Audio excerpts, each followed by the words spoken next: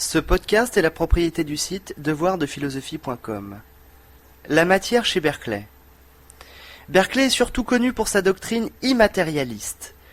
Mais pour comprendre cette thèse, en apparence saugrenue, il faut revenir sur ce qui la fonde.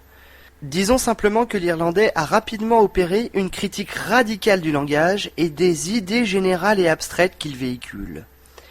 Loin de correspondre à la réalité, ces idées générales, par exemple l'idée générale de la pomme ou celle du cheval, ne font qu'alimenter notre croyance en une vérité générale sur les essences des choses.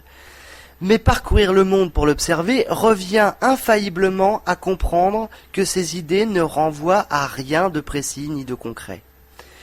Or, la réalité se présente à l'œil de manière absolument singulière, chaque être ou objet qui la compose étant unique et particulier.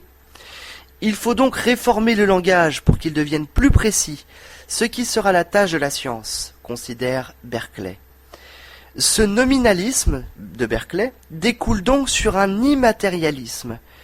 Cette doctrine est la négation de l'existence de la matière en tant que substance corporelle indépendante de nos perceptions et substrat de nos perceptions sensibles. Analysant le terme matière, Berkeley s'aperçoit même qu'il est vide de sens car contradictoire. Comment pouvons-nous en effet affirmer l'existence d'une réalité substantielle indépendante de nos sens, alors même que seuls nos sens sont capables de la déceler ? L'immatérialisme de Berkeley est donc la thèse selon laquelle la matière n'a d'autre existence que celle d'être perçue. Seuls les esprits et les idées par quoi ils communiquent existent, selon Berkeley. Citons pour terminer un passage des principes de la connaissance humaine de Berkeley. La table sur laquelle j'écris, je dis qu'elle existe, c'est-à-dire je la vois et je la touche. Si j'étais sorti de mon bureau, je dirais qu'elle existe.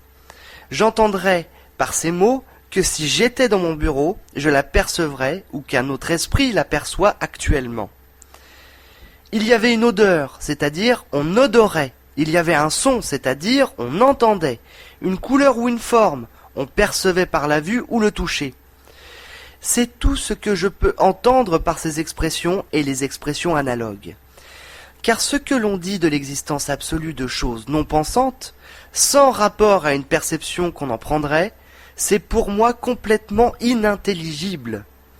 Leur existence, c'est d'être perçue. Il est impossible qu'elles aient une existence hors des intelligences ou choses pensantes qui les perçoivent.